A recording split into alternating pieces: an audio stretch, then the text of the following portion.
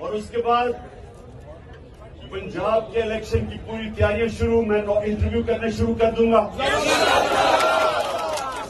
कोशिश अल्लाह से दुआ करूंगा कि अल्लाह मैं उन लोगों को सिलेक्ट करूं जो पूरा मेरिट पे उतरे, पूरी कोशिश करूंगा।